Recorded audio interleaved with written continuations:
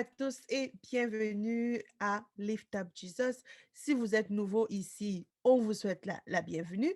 Et si vous êtes déjà abonné, ou c'est votre maison, ou vous êtes comme chez vous, alors on vous souhaite la re-bienvenue sur cette chaîne. Alors aujourd'hui encore, nous avons une invitée qui est venue nous parler sur ce que le Seigneur a fait dans sa vie. Aujourd'hui, elle va nous raconter ce que Dieu fait dans sa vie, ce qu'il continue de faire et ensemble, nous allons élever son nom encore plus haut. Alors, sans plus tarder, je vous invite à suivre l'épisode de la semaine avec moi. Bonjour Charlie, comment tu vas? Salut Safia, ça va bien et toi? Ça va super bien, merci et bienvenue d'abord, en fait, bienvenue sur notre humble plateau de Lift Up Jesus. On est très content de te recevoir. Merci d'avoir répondu positivement à notre invitation et on croit certainement que ce que tu as à nous partager aujourd'hui va bénir plus d'une personne. Amen. Merci à toi de l'invitation. Merci beaucoup. Ça me fait plaisir de partager mon petit témoignage avec vous. Non, non, non, il n'y a pas de petits témoignages. Il n'y a que des témoignages dans le royaume de Dieu. Alors, nous sommes sûrs que ton gros témoignage va bénir plus d'une personne. Alors, sans plus tarder, nous allons rentrer dans le vif pardon, du sujet. Alors, Charlie, si tu peux te présenter pour qu'on puisse mieux te connaître.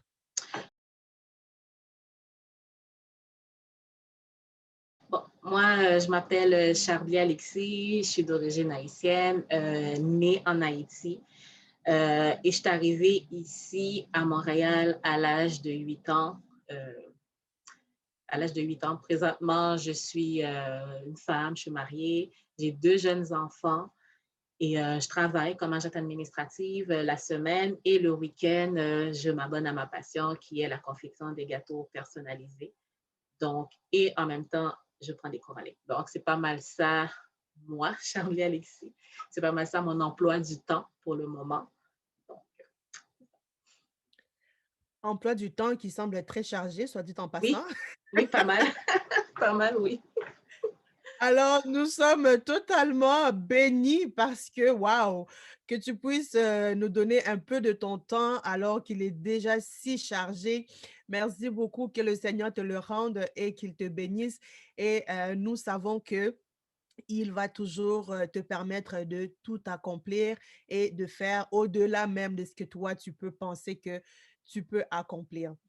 Amen, amen. Alors, on aime ça, une femme engagée, une femme occupée, mais qui a le temps pour le Seigneur. Écoutez, il faut toujours que vous cherchiez à atteindre cet état-là parce qu'il n'y a pas plus beau sacrifice que d'aimer le Seigneur plus que tout. Mhm. Alors, Charlie, dis-nous un peu, t'es venu au Canada, tu étais quand même assez jeune. Est-ce que tu es venu la famille au complet, ton père, ta mère? Comment ça s'est passé? Non, moi, c'est un peu spécial. Moi, au fait, comme je disais, je suis née en Haïti. De 0 à 4 ans, j'habitais dans la famille de ma mère et de 4 à 8 ans, j'habitais chez mon oncle. Et moi, j'ai vu mon père pour la première fois, j'avais 4 ans. C'était en 1990, j'avais 4 ans. J'ai encore des petites flashs parce que tu sais, souvent, quand on est jeune, on se souvient, les souvenirs comme ça reste accroché puis on ne veut pas les oublier.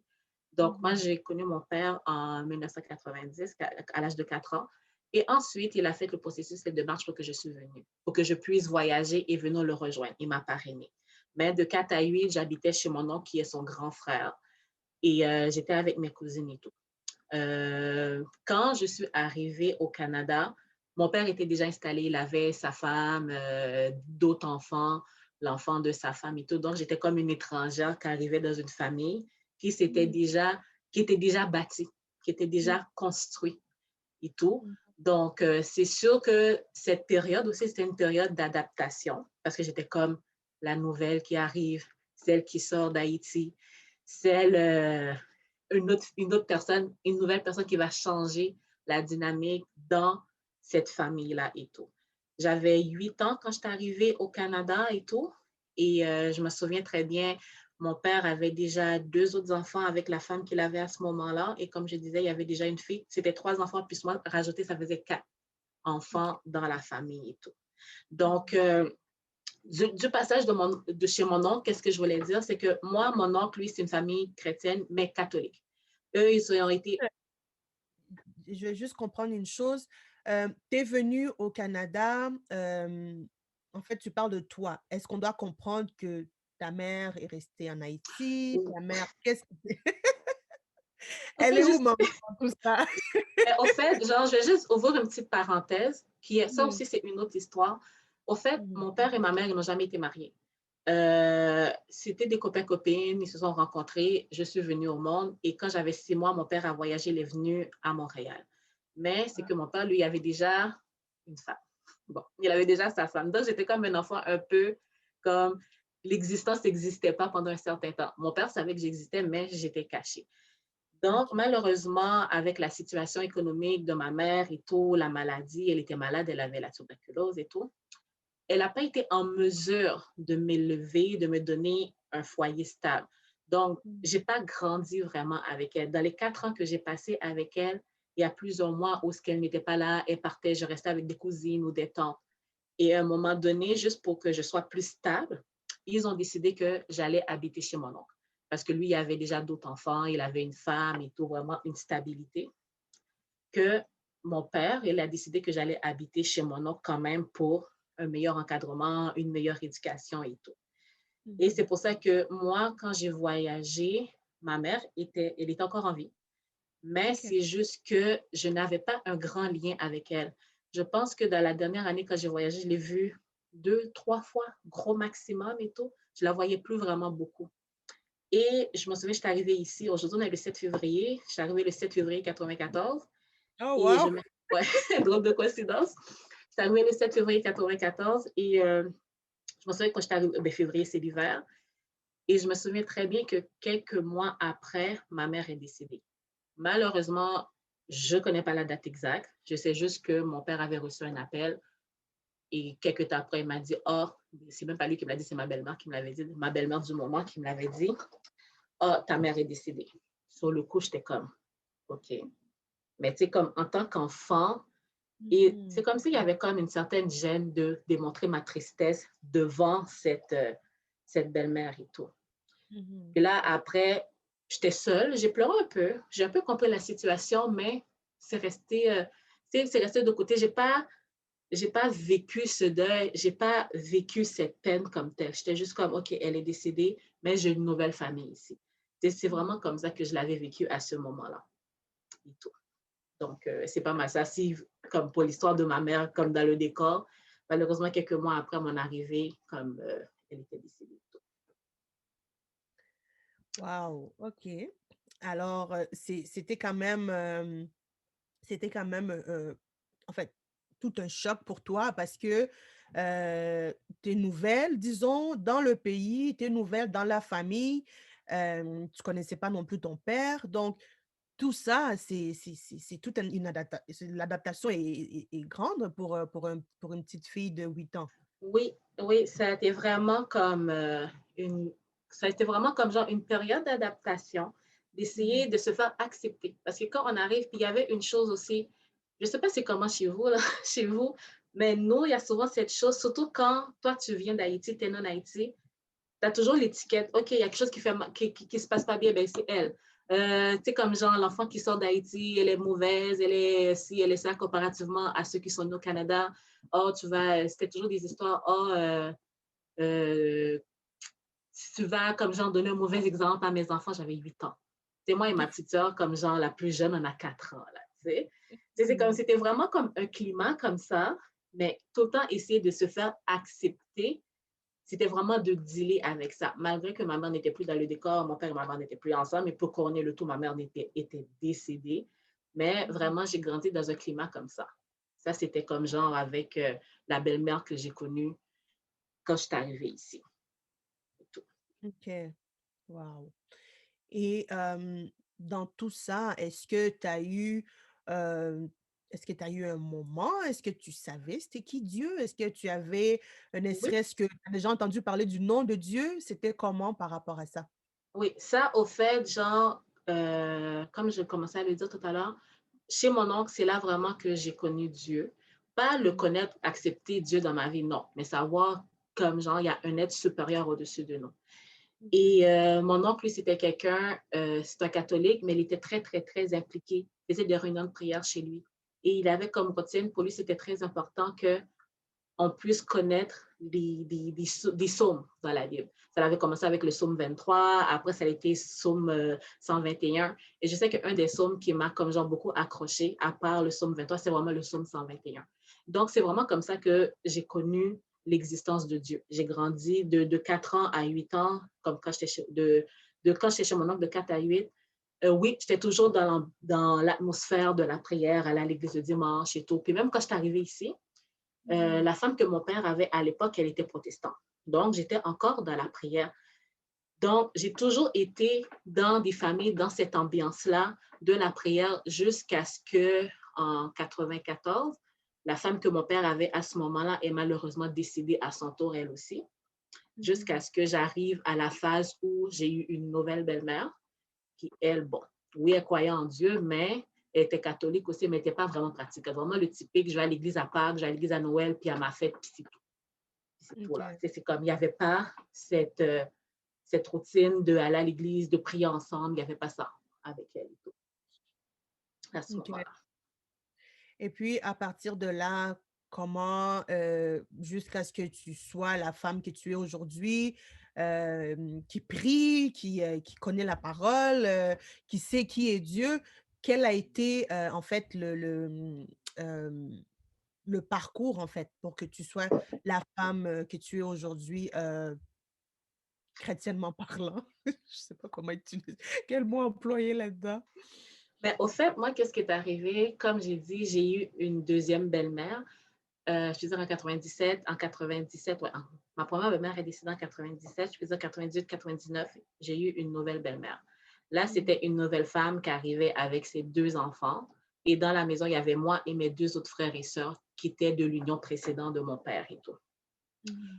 Et à son arrivée, l'atmosphère qu'il y avait, il y avait beaucoup de jalousie, il y avait beaucoup de... Tu sais, c'était pas une personne avec un cœur sain, dans le sens qu'elle était je ne sais pas comment décrire ça. Je ne sais pas comment décrire ça, mais son cœur, elle n'avait pas le cœur vraiment aimant d'une mère de se dire, OK, je prends un homme qui a trois orphelins que je vais les aimer comme mes enfants. Mmh. Elle n'était pas venue avec ce cœur-là. Donc, elle a aussi, excuse-moi, vu que moi et mes frères, on n'est pas de la même mère, on est juste du même père, moi, tous mes frères et sœurs, c'est que des demi-frères et sœurs. Elle a pu profiter de cette situation. Donc, malgré qu'on était des frères et sœurs, déjà le fait que j'étais pas la même mère que les autres. Il y avait déjà une distance que leur mère avait créée entre moi et mes petits frères et sœurs. Et elle, elle est Mmh. venue, elle a profité de cette distance et elle l'a creusée. Donc, on était chacun comme isolés dans notre coin. Malgré qu'on était des frères et sœurs, il n'y avait pas d'unité entre nous. Donc, elle, elle, comme genre, comme on dit, diviser pour mieux régner. Elle peut faire semblant, un moment donné, elle va t'apprécier. Il y avait beaucoup de manipulation aussi. Et c'est là que j'étais dans cette période-là, j'avais quel âge? J'étais à la fin du primaire. Je peux dire qu'elle est arrivée, j'étais à la fin du primaire, j'étais en sixième année. De sixième année jusqu'à ce que j'ai mes 19 ans, comme un bon 7 ans là. De sixième année jusqu'à ce que j'ai mes 19 ans, bien, évidemment, il y a la période de l'adolescence où tu as besoin d'avoir quelqu'un qui te comprenne, qui te Mmh. soutient, qui t'aime, qui te conseille. Malheureusement, je n'ai pas eu ça. Et c'est beaucoup de violence psychologique. Ce n'était pas des coups, mais c'était beaucoup d'insultes, beaucoup de violences psychologiques, beaucoup de, si on veut, des paroles de malédiction prononcées sur ma vie, venant de mon père, venant de elle et tout.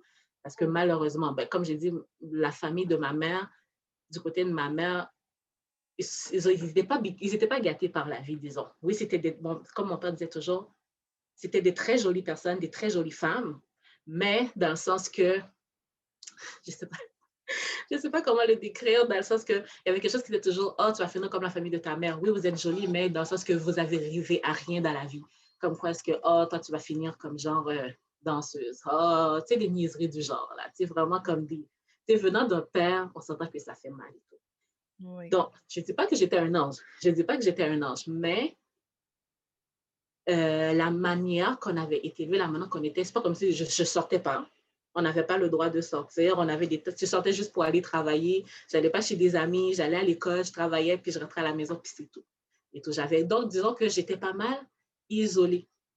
Même la famille que j'avais ici, comme mes cousines, oncles et tout, je n'allais pas chez eux. On était vraiment comme genre pas mal isolés. Et quand quelqu'un te parle, te répète toujours les mêmes niaiseries à longueur de journée, comme quoi tu n'aboutiras à rien, comme quoi c'est, comme quoi ça, blablabla. Tu sais, vraiment comme genre tout le temps des méchancetés, un moment donné, ça finit par t'affecter. Moi, je me souviens très bien la journée de mes 18 ans, comme c'est une journée que je n'oublierai jamais. Comme souvent, tu as 18 ans, tu es quand même contente et tout, tu es comme, oui, je commence à être majeure. Moi, je me souviens cette journée-là, j'ai eu des insultes là, cette journée-là, là, tu sais, la journée de ma fête. C'est des insultes que j'avais cette journée-là. Mais il y a une chose que je me suis jamais comme genre éloignée. Je me souviens des fois, j'étais dans la chambre. Ah ben, tu sais, comme, c'est rendu à un moment donné, l'ambiance était vraiment toxique.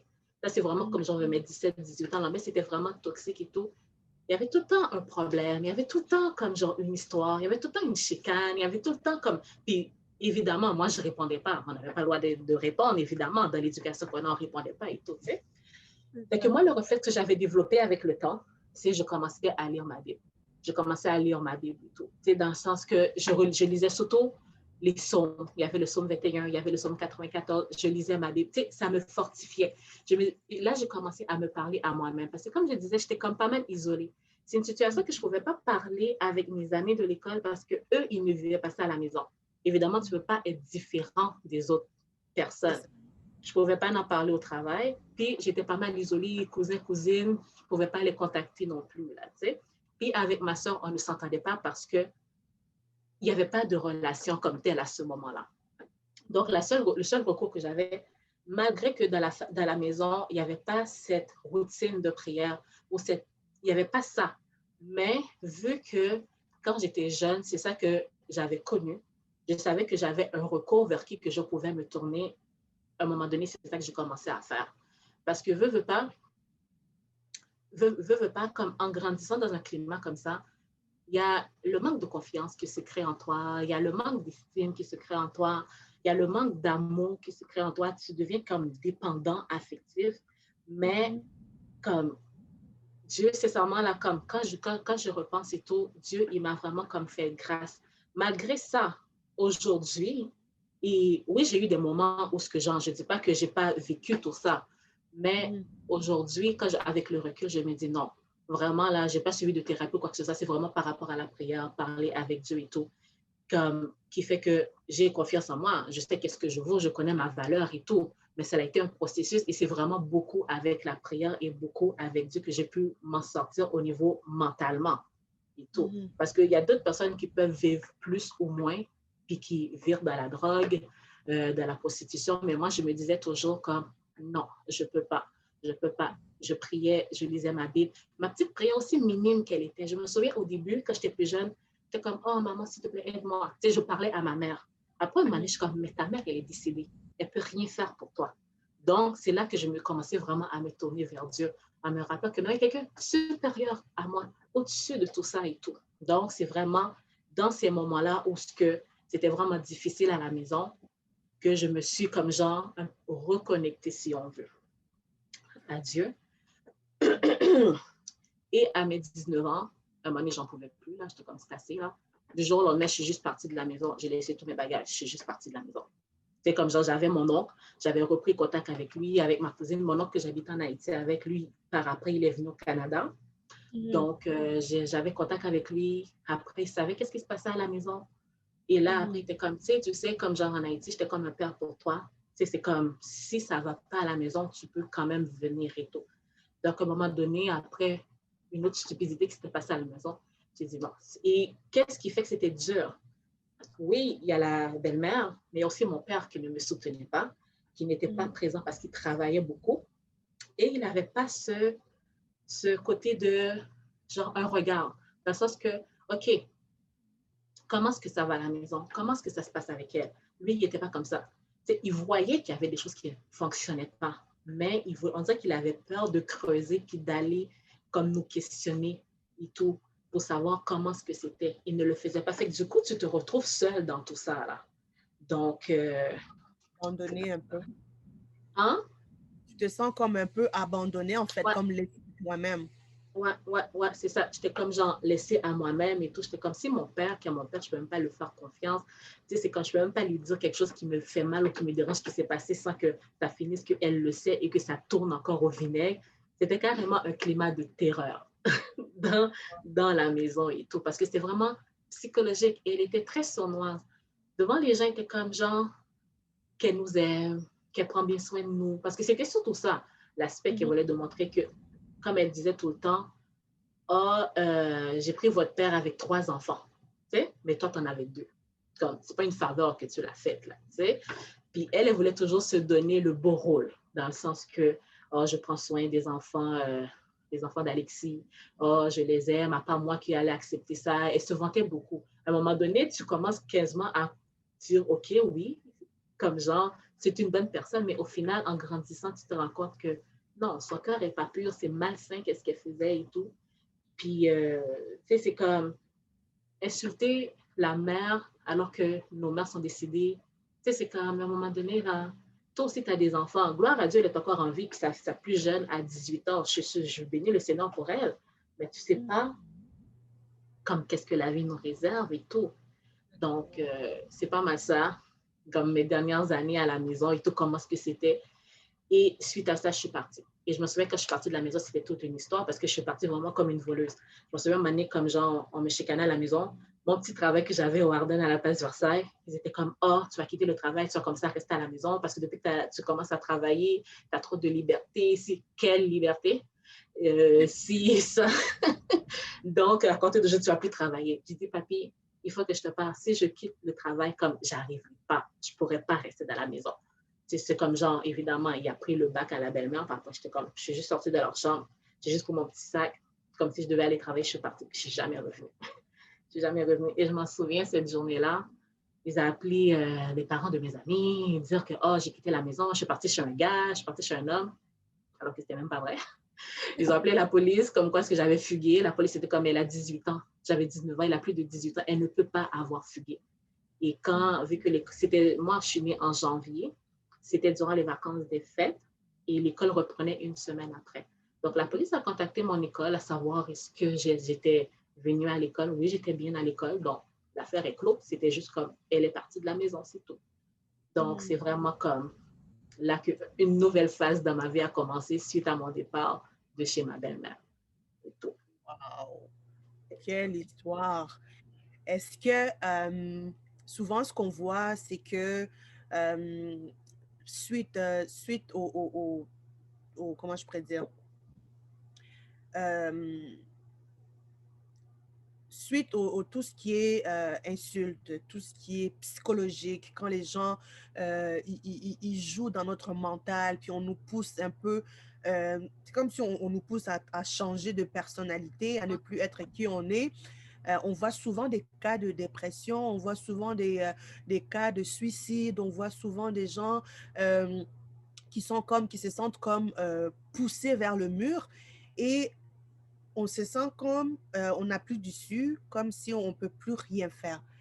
Est-ce que c'est quelque chose qui t'est arrivé? Est-ce que ça t'a traversé l'esprit? Surtout de savoir que c'est comme si tu étais seul contre tout le monde, enfin, qui te maltraitait psychologiquement. Oui, quand j'étais chez ma belle-mère, c'est quelque chose qui m'est passé par l'esprit. Tu sais, j'ai déjà dit, OK, si je mourais, ça change quoi? Tu sais, je m'imagine un scénario. Je suis comme, OK, je peux prendre tel produit nettoyant, je peux en boire, comme genre, je peux mourir, ça va changer quoi?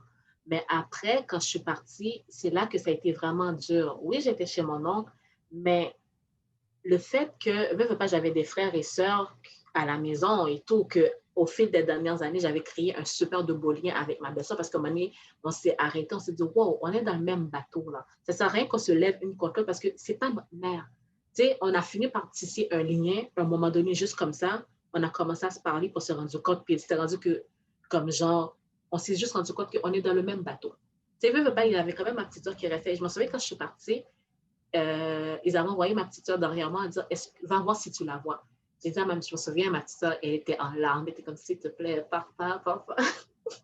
Oh. comme s'il te plaît, pars pas, je peux pas rester. Je suis comme, je peux pas, je peux plus, je peux plus. J'ai dit, dis que tu m'as pas vu, je suis désolée, mais je suis partie. Puis là, après ça, ça a été dur parce que j'entendais qu'est-ce qu'il disait de moi, comme le fait que j'étais plus à la maison. Ils ne savaient pas ce que j'étais parce que, tu sais, comme mon père et mon oncle, ils ne se parlaient plus. Toujours des chicanes, des niaiseries, là, comme ils ne se parlaient plus et tout, tu sais. Et moi, j'étais chez mon oncle. Et le fait aussi que mes petites sœurs, si ils me voyaient, ils ne voulaient pas qu'ils me parlent. Ils n'avaient pas le droit de m'adresser la parole. Ils n'avaient pas le droit de rentrer en contact avec moi. Je me souviens, Mani, j'ai vu mes frères, j'avais vu ma soeur, si je ne me trompe pas, elle était froide avec moi. Tu sais, c'est comme genre, c'est des réactions comme ça et tout. Et après, un moment donné, j'étais rendue dans une phase où je pleurais pour rien. J'étais juste là, comme je pleurais. J'avais un vide en moi que genre, je ne me rendais pas, c'est comme avec le recul, maintenant je me rends compte que c'était une période de dépression, mais quand tu es dedans, tu t'en rends pas compte. Peu importe qu'est-ce que je faisais, genre, j'avais tout le temps ce vide-là qui était en moi. Comme, genre, je pouvais être comme ça, j'étais correcte, puis après, genre, je commençais à pleurer et tout. Genre, parce que j'avais besoin, veux pas comme, on n'est pas des animaux. Il y a quand même un lien, la famille quand même. Tu sais, pour moi, c'était important. Je voulais avoir quand même un lien avec mon père et je sentais pas comme genre ce retour. Je ne sentais pas ce retour et tout. Et quand je suis partie de la maison en, en janvier. En janvier, j'avais 19 ans. Puis je me souviens quelques mois après, bon, quand je suis partie de la maison, j'habitais chez mon oncle qui a des enfants plus vieux que moi. Cette période-là, bon, on sortait, aller dans les clubs, s'amuser et tout. Tu sais, j'en ai profité. C'était vraiment comme ça, c'est mon moment, comme les choses que je n'avais pas pu faire chez mes parents, j'ai pu les faire et tout, tu sais. Et bizarrement, quelques mois après, à l'été, au mois d'août 2005, c'est là que j'ai rencontré Kevin, comme qui est mon mari à ce moment-là et tout. Lui, Kevin, dès le départ, les sorties, les clubs, ça l'a jamais été son truc. Tu sais? Puis il m'a toujours montré, puis je te dis, je remercie le Seigneur parce que à cette période-là, j'aurais pu tomber sur n'importe qui. J'étais très vulnérable. J'aurais pu tomber sur n'importe qui m'aurait peut-être et ma vie allait être complètement différente de ce qu'elle est maintenant. J'aurais pu tomber sur un homme qui m'utilise, qui m'amène à peut-être danser parce que quand j'étais fragile, j'étais vulnérable, j'étais comme genre dans une période creuse de ma vie, t'es jeune et tout, puis quand tu as un manque d'amour comme des parents, si tes parents ne te l'offrent pas, mais c'est souvent vers l'homme, nous la femme, là, c'est souvent vers un homme. Tu vas chercher ça chez un homme et tout. Et je n'oublierai jamais cette phrase que Kevin m'avait dit quand il voyait comment ce que je filais pas, comme quand il voyait la détresse que j'avais, il m'a dit, Chadli, parce qu'à un moment donné, tu as des attentes envers ton copain, puis tu te rends compte qu'il ne comble pas ces attentes-là, parce que ce n'est pas à lui de les combler. Et ça, je pense que c'est le plus gros service qu'il m'a rendu en me disant, Chadli, je ne suis pas ton père. Le vide que tu as, cette chose que tu cherches, ça, c'est ton père qui peut te donner. Moi, je ne peux jamais t'offrir ça. Moi, je suis un copain, je ne suis pas ton père. Essaye de prendre contact avec ton père. Et là, dans cette période-là aussi, comme Kevin a commencé, il allait à l'église, puis il me demandait de l'accompagner des fois. Je l'accompagnais. Parce qu'à un moment donné, comme genre, après, je partais, comme je t'avais dit, quand j'étais chez mes parents, comme mon adolescent jusqu'à ce que je parte, j'allais plus à l'église vraiment. Là. Tu sais, j'avais plus cette relation. Oui, dans les moments de détresse, je me tournais vers Dieu, mais il n'y avait pas cette routine d'instaurer et tout.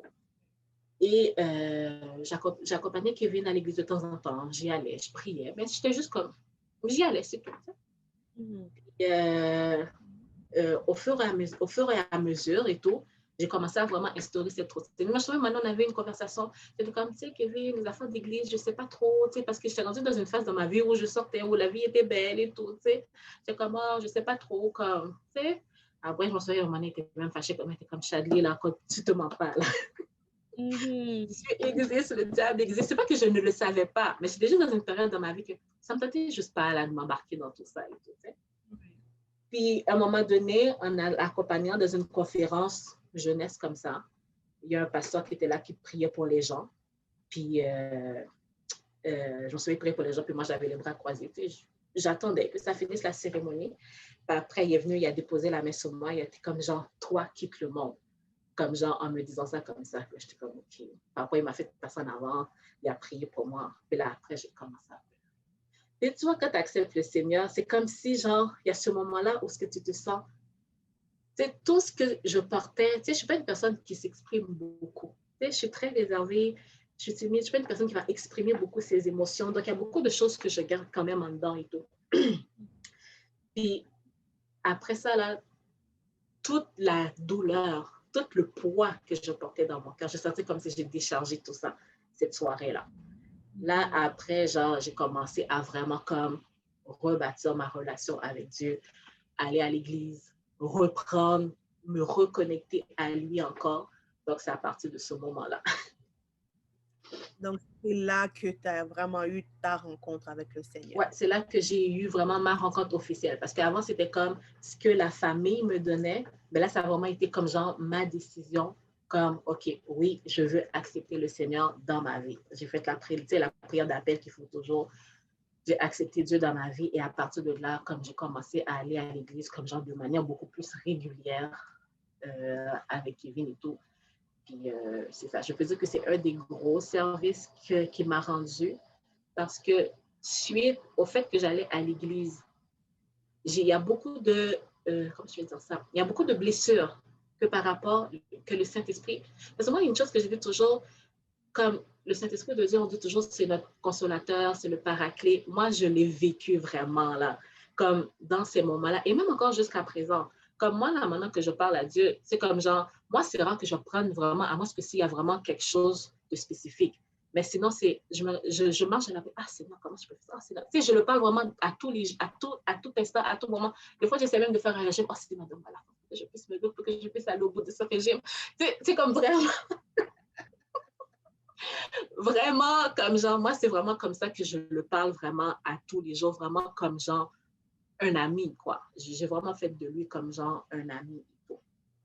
Et pour en revenir à ce que je voulais dire, c'est par rapport à la prière que j'ai pu avoir cette force pour me réconcilier avec mon père et tout. Puis il y a une chose aussi que Kevin me disait, que c'est important que je puisse dire, oui, on est copains, mais si je veux officialiser la relation, je veux que ça soit sérieux, si je dois rencontrer tes parents. Et là, quel homme? Il rencontre une fille, parce que au moment donné, j'étais chez mon oncle, j'habitais chez mon oncle, mais un an après, à mes 20 ans, j'ai pris mon appartement. Mais quel homme voit une jeune fille comme ça, quasiment abandonnée à elle-même? Tu sais, il y en a beaucoup qui auraient juste pu en profiter et s'en aller et tout. Mais lui, il tenait vraiment à dire, moi, j'aimerais rencontrer ton père. Mais pour ça, il faut que tu arranges avec lui. Va vers lui. C'est vraiment lui qui m'a poussée. J'avais peur, j'étais stressée. Mais la prière a pu libérer mon cœur. Et maintenant que je te parle sincèrement, j'ai pas d'amertume avant ma belle-mère. Parce que, mine de rien, j'y ai reparlé. Maintenant, j'ai coupé les ponts avec elle parce que, à un moment donné, je tiens à ma paix d'esprit aussi. Là. Mais c'est vraiment comme par la prière qui restaure, qui répare et tout, que j'ai pu vraiment retourner vers mon Père. Et je me souviens quand j'ai accepté le Seigneur et que j'allais vraiment à l'église et tout, j'étais vraiment impliquée dans mon église. Je me souviens, cette année-là, le pasteur disait, faites une enveloppe avec des requêtes et mettez qu'est-ce que vous aimeriez que le Seigneur puisse réaliser pour vous pour l'année qui s'en vient. Et je me souviens, comme un des sujets que j'avais mis, c'était vraiment de me réconcilier avec mon père et tout. Et je te dis, Safia, je ne vois pas comment est-ce que ça peut se faire. Qu'est-ce que je croyais vraiment comme genre impossible, ça s'est fait de manière tout bonnement, assez facilement, beaucoup plus que je pensais et tout, parce que ça faisait partie de quelque chose que je priais pour. Parce que j'avais besoin de ça. J'avais besoin d'avoir une relation avec mon père, veut pas, malgré tout. Pour moi, c'était quand même important. Oui, c'est vrai que le Saint-Esprit de Dieu a rempli ce vide que j'avais en moi. Tu sais, c'est comme, j'avais plus ces instants où je pleurais, où je me sentais tout le temps vide et tout. Oui, j'étais au début de ma marche chrétienne avec Dieu et tout. Mais il y avait déjà une grande partie qui était résolue. Et pour moi aussi, c'était très important de régler avec mon père. Et c'est ce qui est arrivé. Tout bonnement, j'ai pu me réconcilier avec mon père. Mon père a pu se réconcilier avec son frère aussi. Et tout. Fait que, c'est pas mal ça. Le pouvoir de la prière, ça, c'est quelque chose. C'est puissant. C'est puissant. On bénit Dieu. Je bénis Dieu pour ce qu'il a fait dans ta vie. Et c'est tout simplement merveilleux de voir comment est-ce que Dieu peut utiliser une personne pour te pousser à rentrer dans ta destinée, en fait, pour te pousser à faire de lui ton tout, à faire de lui ce que tu as besoin, en fait. Et je pense que dès le départ, le fait que tu avais cette graine-là qui était, cette sémence qui se faisait en toi et qui a permis de faire en sorte que dans les moments difficiles, tu te réfugiais dans la prière. Tu te réfugiais, dans la Bible, tu lisais la Bible et ça, c'est fantastique, c'est fantastique. C'est pour ça que je dis toujours aux gens, hem n'attendez pas que vos enfants soient, aient 10 ans, 12 ans, pour leur enseigner la parole. C'est dès le bas âge, dès leur naissance même. Dès Mhm, même quand que vous êtes on est enceinte, en fait, dès quand on porte l'enfant, déjà, juste le fait de lire la parole, juste de chanter des chansons, c'est mhm, déjà une sémence qu'on pose dans la vie des enfants et on le voit avec ton histoire. On voit qu'il y avait une sémence qui était posée dès le départ et cette sémence-là a permis que tu puisses t'en sortir, que tu puisses, te tourner vers le Seigneur. mhm, mhm. Ouais, ouais. C'est Vraiment, c'est ouais, vraiment, je bénis Dieu pour ça. Parce mmh que sincèrement, des fois, on n'a pas idée de l'importance de cette semence-là. Oui, on peut s'en détourner, mais mh. Dieu permet toujours une situation où ce qu'on peut retourner. Et sincèrement, comme j'ai dit, j'ai pas eu à suivre de thérapie, mais c'est vraiment en lisant la parole, en priant, en parlant à Dieu dans des moments d'intimité, d'adoration, que j'ai pu guérir beaucoup de mes blessures et tout. Euh, j'ai pu aussi comme reprendre confiance en moi. Oui, Dieu m'a fait grâce, j'ai pu avoir quand même comme un bon mari. Tu sais, ça, je peux le dire, puis je bénis le Seigneur pour ça aussi, du fait que dans le moment où j'étais le plus perdu, c'est lui qui est venu. Je bénis le Seigneur pour ça aussi. Mais il y a aussi le côté de l'estime, de la confiance en soi. Ça, c'est quelque chose que j'aurais pu en sortir brisé de tout ça. Mais je bénis le Seigneur parce qu'en allant à l'église, les prédications qui sont prêchées, les moments de conférence et tout, c'est des choses qui nous fortifient, qui nous parlent, qui nous donnent confiance en nous et tout. Et vraiment, je peux dire que c'est en partie grâce à ça parce que je n'ai pas à suivre une thérapie. Je ne dis pas que je suis euh, Superwoman, c'est ça que je dis là, mais je bénis vraiment le Seigneur. Je remercie mon oncle aussi là, pour le fait qu'il nous a élevés dans la prière, cette semence qu'il a mis en nous, de lire la Bible, de l'importance de lire la parole. Et ça, c'est une chose que on inculque à nos enfants aussi, la prière et tout, lire la Bible, même s'ils sont tout jeunes. Ils savent déjà, de toute façon, ils ont grandi à l'église et tout. Donc, on se dit, cette semence, on ne sait jamais c'est quand qu'elle va porter fruit. On ne sait jamais c'est à quel moment qu'elle va porter fruit. Mmh. Je bénis le Seigneur, je n'ai pas eu à me tourner vers la drogue. Je n'ai pas eu à me tourner vers d'autres addictions. Je bénis le Seigneur pour ça, comme c'est vraiment le fait que je savais que non, il y avait quelqu'un au-dessus de tout, au-dessus de moi, au-dessus de tout ce que je pouvais vivre et tout. Donc, c'est vraiment ça. Non, définitivement, définitivement. Puis on sait aussi que on a plusieurs personnes, plusieurs jeunes filles euh, qui, qui pourraient vivre la même situation que toi et qui vont tomber dans la drogue, qui vont tomber dans la prostitution, dans plein d'autres choses un peu compliquées en fait. Alors, de voir que, oui, oui, oui, tu as eu des moments difficiles, oui, ton parcours a été sémé d'embûches, mais au travers de ça, le Seigneur t'a quand même secouru. Le Seigneur, il était là pendant tout ce temps-là. Et c'était en fait pour un moment comme celui-ci où tu allais nous partager ton témoignage, parce que au travers des tests, le Seigneur les transforme en témoignages. Donc, tous nos tests, tout ce que nous avons comme épreuve, c'est toujours pour la gloire du Seigneur parce que nous devons témoigner de ce que le Seigneur a fait pour nous. Nous devons partager notre témoignage parce qu'il y a d'autres personnes qui peut-être en ce moment vivent la même chose que toi. Il y a d'autres jeunes filles peut-être qui sont dans le monde et qui se disent: «Mon Dieu, tu es où? Je suis Mhm, perdue, je suis abandonnée, j'ai personne pour me supporter. Où est-ce que tu es?» Alors et là, cette personne-là va écouter ton témoignage et elle va se sentir fortifiée et elle va savoir qu'il y a un Dieu quelque part qui combat pour nous, qui est là, même lorsqu'on pense qu'il n'est pas là, mais il est là et il est le premier à nous supporter. ouais.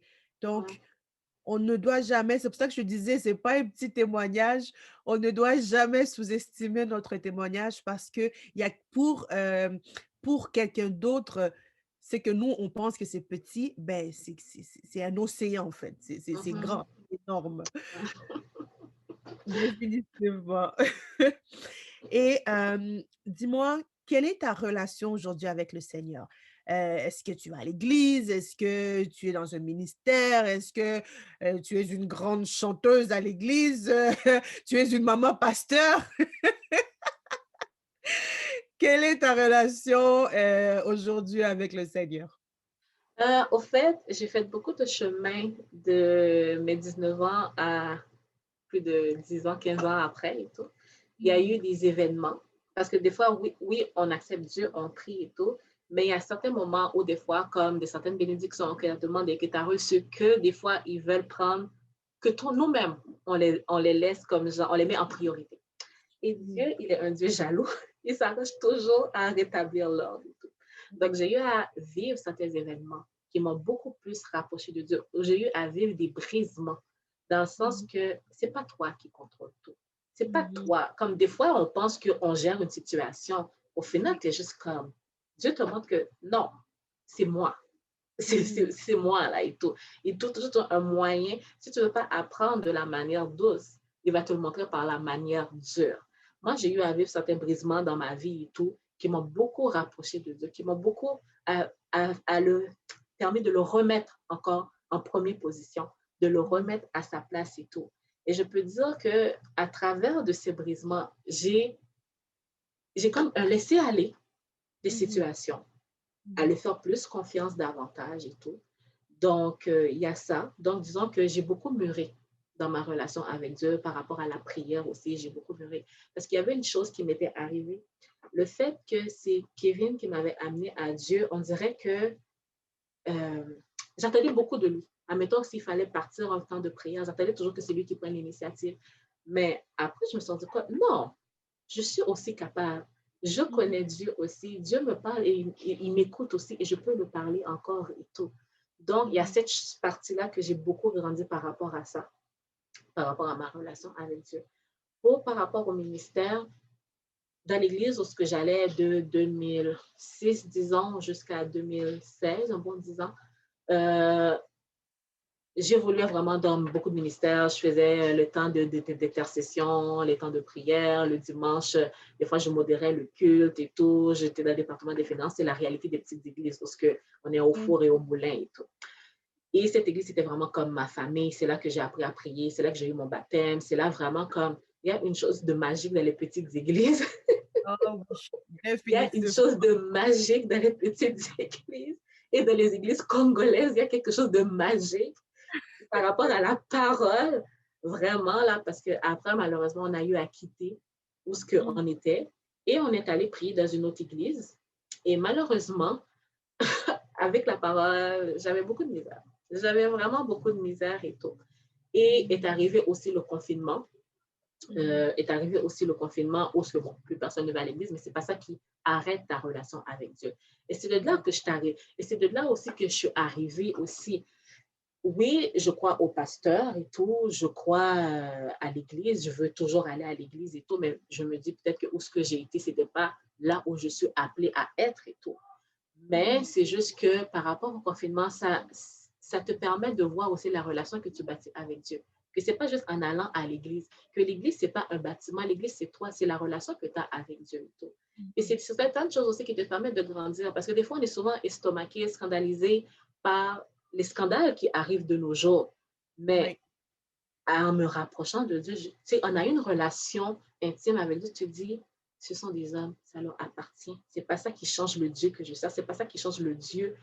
Ça ne change pas Dieu. Ça fait pas en sorte que je ne vais pas croire en Dieu parce qu'un pasteur a déçu. Non. Maintenant, Mhm. Dieu merci, j'arrive à ce niveau de maturité. Oui, je peux trouver ça aberrant, qu'est-ce qu'il a fait. Mais est-ce que ça va changer ma relation? Parce que c'est pas lui, mon Dieu, lui, c'est juste un pasteur que Dieu a mis là pour Oui. diriger l'Église et tout. Donc, c'est pas mal où ce que j'en suis présentement, vraiment à travailler sur ma relation personnelle, à essayer de mettre comme le moins d'intermédiaires en disant que j'attends pas que le pasteur prie pour mon problème parce que personne ne priera plus pour toi que toi-même pour ton propre problème et tout. J'attends pas que le pasteur me pose les mains pour me dire que Dieu a dit. Je suis capable de rentrer en intimité avec Dieu et qu'il me parle. Je suis capable de rentrer en jeûne et prière. Je n'ai pas besoin qu'il déclenche ce jeûne et prière. C'est vraiment là où ce que j'en suis par rapport à certains événements qui se sont passés. Ça te fait grandir aussi.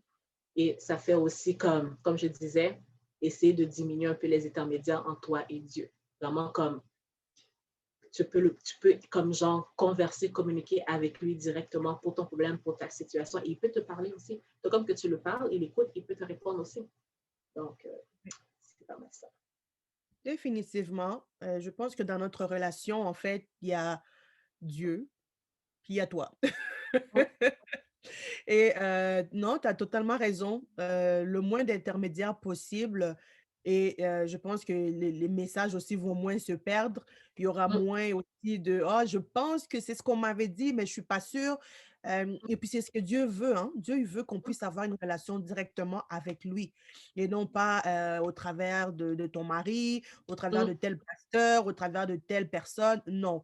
Oui, les pasteurs sont là, comme tu l'as dit, ils sont là pour nous guider, mais ça n'empêche pas que toi-même, tu dois avoir ta propre relation avec le Seigneur et toi-même, tu dois mm. développer cette relation-là pour avoir tes réponses, pour qu'il puisse te parler à toi-même directement. C'est toujours mieux. C'est toujours mieux d'avoir une relation de Ben toi oui, avec Dieu. ben Mhm. oui, ben oui, ben oui.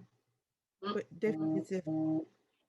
Et quel conseil que tu donnerais à une personne qui nous suit en ce moment, qui passe par ce que tu as eu à passer, par une famille recomposée, des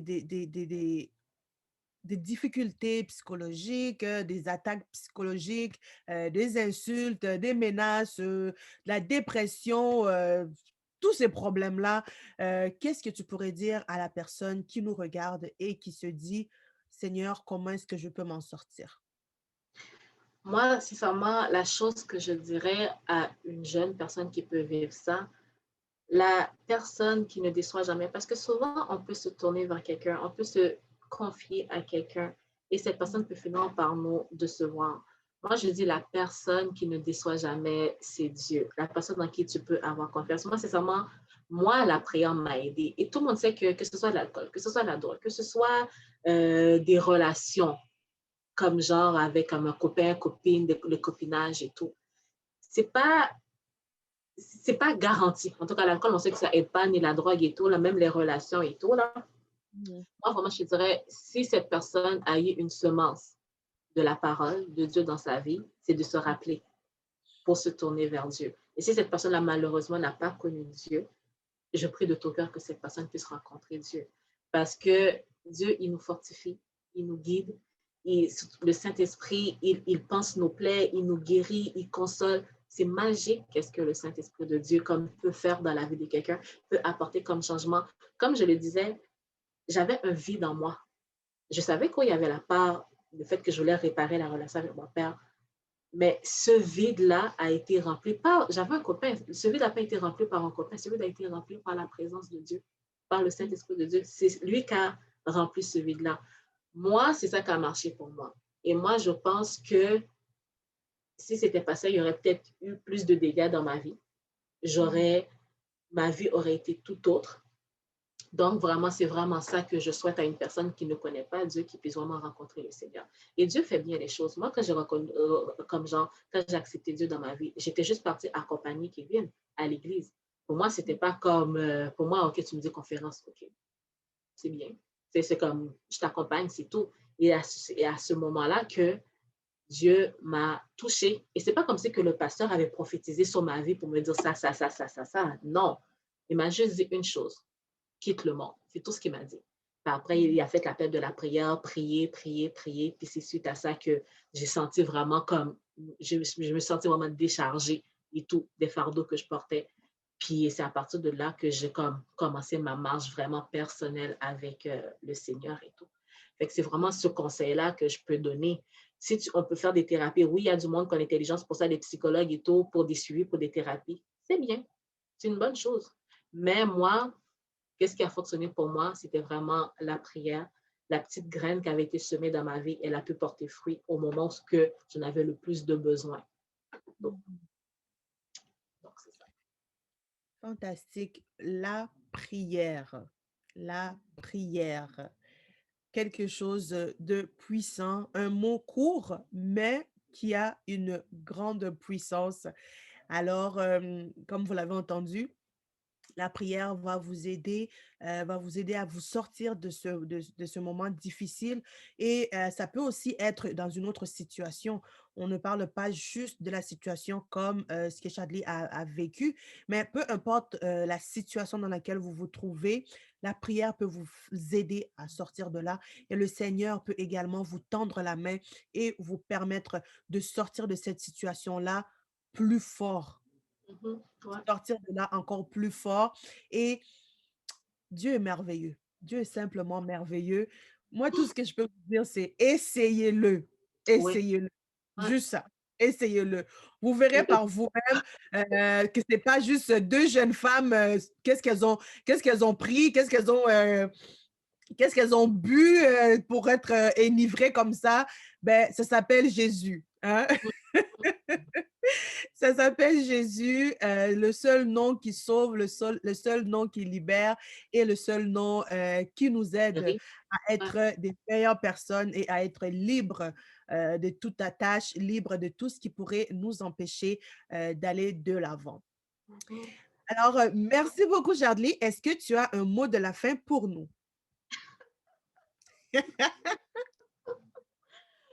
Oh là là. Au fait, pourquoi moi ça me tenait à cœur de parler sur cette petite portion de ma vie? C'est quelque chose qui me tient à cœur parce que je sais que la situation que j'ai vécue, il y en a beaucoup qui le vivent encore, des jeunes qui vont peut-être le vivre. Malheureusement, on ne choisit pas notre parcours et malheureusement, on se trouve dans des situations que jamais on n'aurait pu penser être. Donc, perdre une mère, perdre un père et se retrouver dans une famille reconstituée ou encore même chez un oncle ou chez une tante. Et on s'entend que quand on n'est pas avec nos parents, la vie est totalement différente quand tu n'es pas avec maman, papa. Ce n'est pas la même vie que tu as. Donc, Mhm. la seule chose que je dirais, c'est de croire en Dieu puis de rester accroché à Dieu.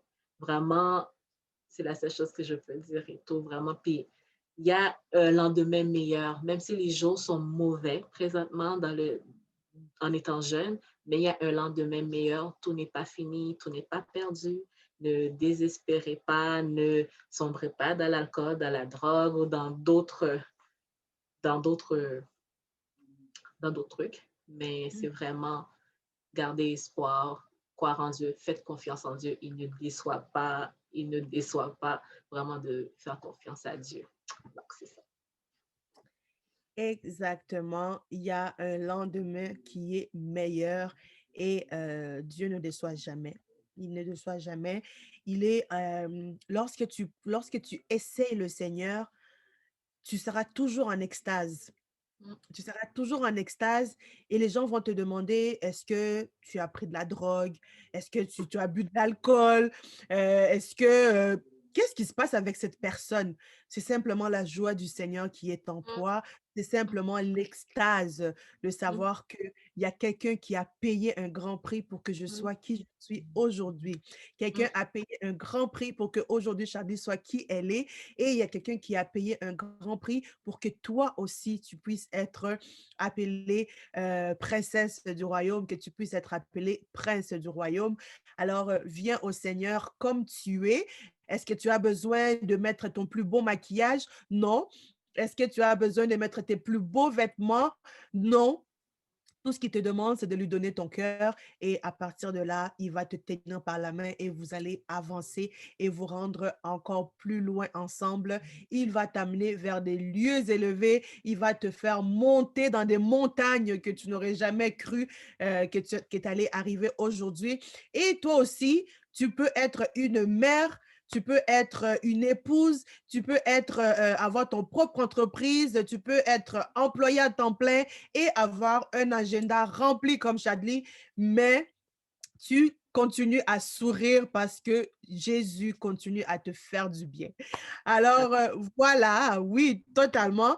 N'hésitez pas, si jamais vous voulez entrer en contact avec Chadli, je mettrai sa page, voyons, son compte Facebook et Instagram. Est-ce que tu as Instagram? ouais. et Instagram. Si vous avez des questions, vous avez besoin de lui parler, son histoire vous a touché et vous voulez juste lui parler, alors vraiment n'hésitez pas, je mettrai ces informations et vous allez pouvoir également la contacter. Et bien sûr, nous mettrons comme d'habitude nos pages Facebook, Instagram où vous pouvez nous suivre. Powerful and Blessed Overall et où nous partageons la parole du Seigneur, là où est-ce que on vous encourage vraiment à savoir que vous êtes le sel de la terre et vous êtes la lumière de ce monde. Et de cela, vous devez continuer à briller parce que Jésus réside en vous. Alors, c'est tout pour aujourd'hui. Merci beaucoup, Chadli, pour ta présence et nous croyons fortement que quelqu'un va être béni au travers de ce témoignage. Amen. Amen. Merci encore pour l'invitation, Safia. Bonne continuation.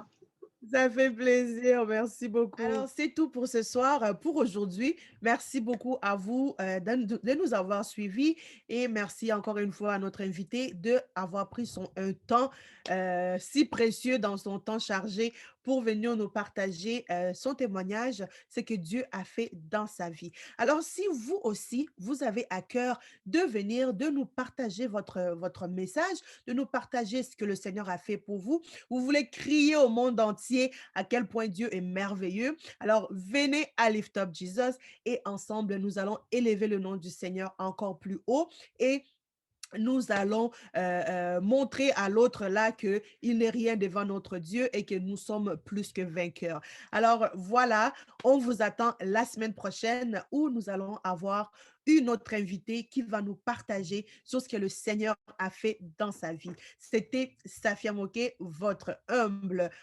hôtesse, et on vous dit à la semaine prochaine. Que le Seigneur vous garde. Souriez parce que Jésus est en vous.